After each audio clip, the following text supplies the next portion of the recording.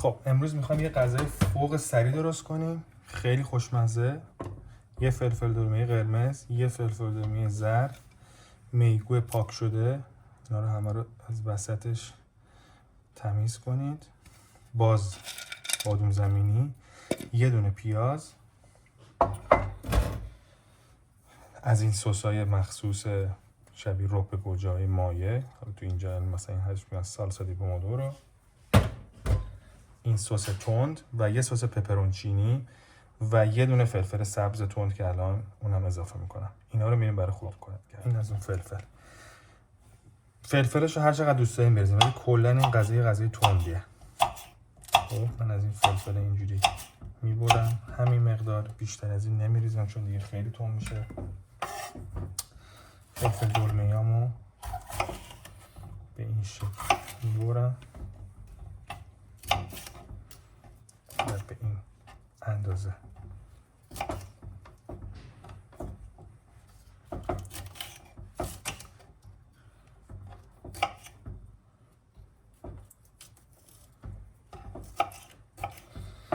این غذا یکی از غذاهای واقعا مورد علاقه من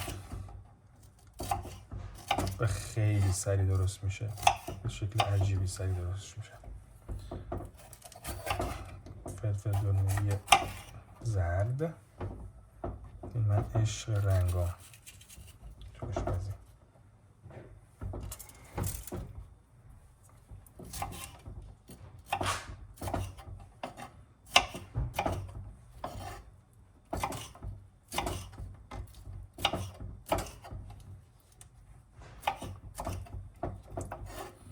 اینم فلفل درست. خب این شد کلش. ما امروز خیلی سریع آشپزی کنیم. یه دونه پیاز، اینا پیاز نیست، شبیه پیازه، اسمش هم یادم نیست چی بود. خب پیازمون یکای اینجوری خودشون باز میشه موقع پختن.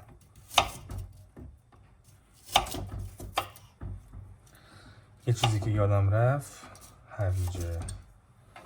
الان اونم میرم زود برمیگردم. خب این هویجه همینجوری کوچیک اینا رو میبریم و این کافیه. این شد کل مواد لازم ما برای درست کردن این غذای خوشمزه سریع. خب میریم بکشمون میذاریم رو گاز، میذاریم قشنگ داغ شه.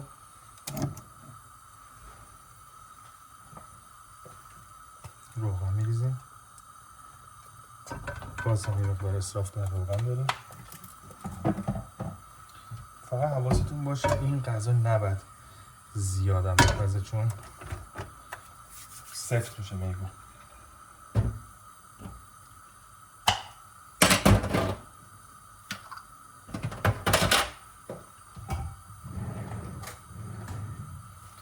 یه دونه کفگیر برمیدارم، گوشتای گل بابا.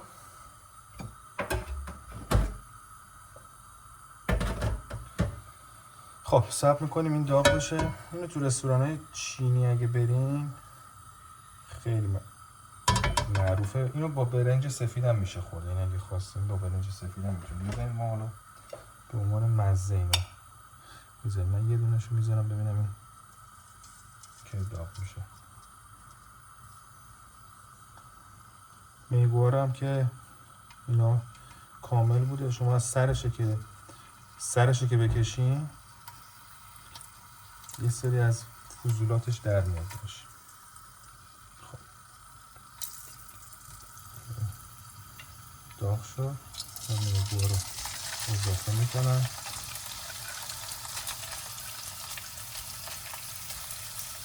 به این شکل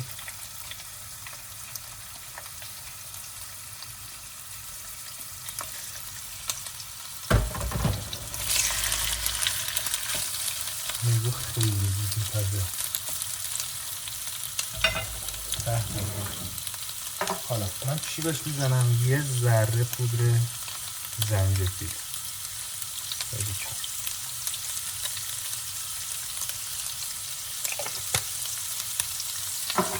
یه ذره نمک،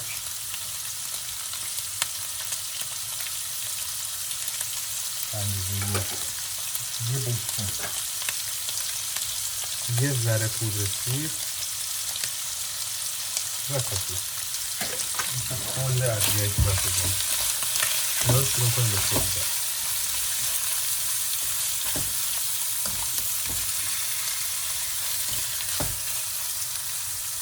میتونیم ول کنیم یه ورش کاملا سرخ شه، یعنی که میتونیم مثلا هول باشه بسید کنیم.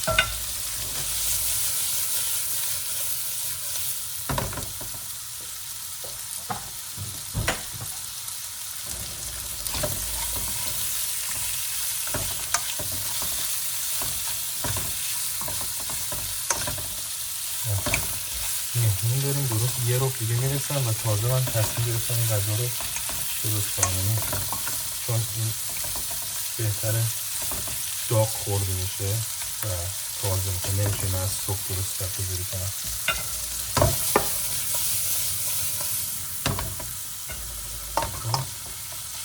یه ذره که میگو دیدیم دو طرفش رنگش گرفت میتونیم سبزیجات رو اضافه کنیم همینجوری.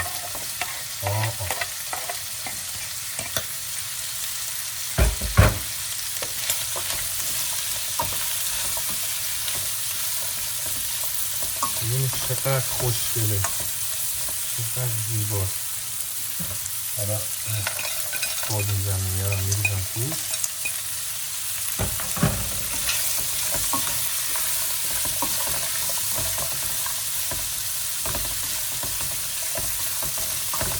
واقعا عالی شد.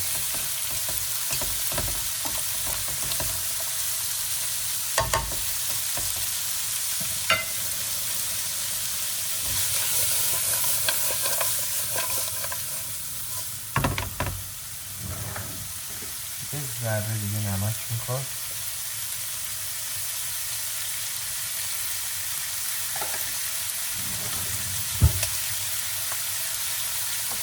یه ذره سس سویا. درش فقط بسته دیگه بکشی در میاره.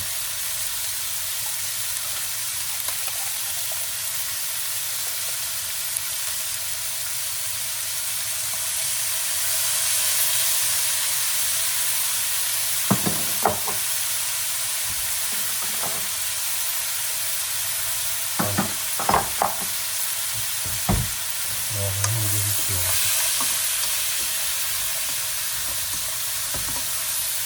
حالا این که یه ذره پخت، این مدت پختش هم خیلی کوتاه، یعنی نداریم زیاد بسازتون. سبزیجات فلفل دلمه حریف اینا اینجوری نیستش که باید حتما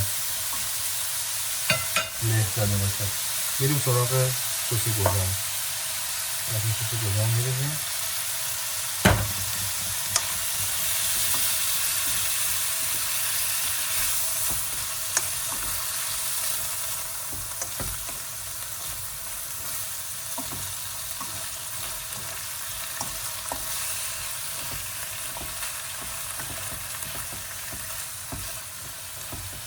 این سس گوجه یه ذره از این سس کنده که درست کرده بودیم میریزیم. اینو من همینجوری نمیریزم که اینو همه‌شو خالی میکنم. این خیلی تنده و تندیش هم خوبه. یه ذره دیگه میریزم عشق کنم.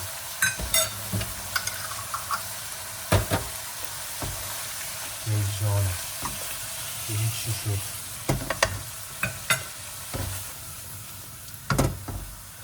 عالیه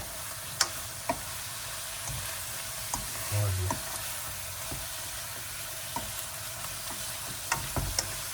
اینو میذارم یه 5 دقیقه همینجوری گل بخوره که قشنگ مواد به خوردش بره.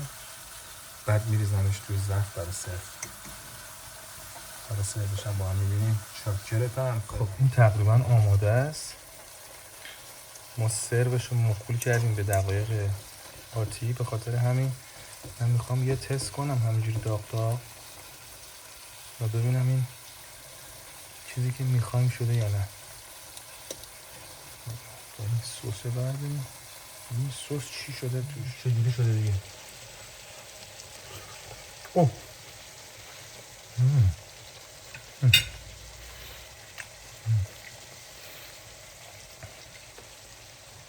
تندیش از این تندی هست که دیر میاد. عالیه، عالی شده. درست کنین، عشق کنین.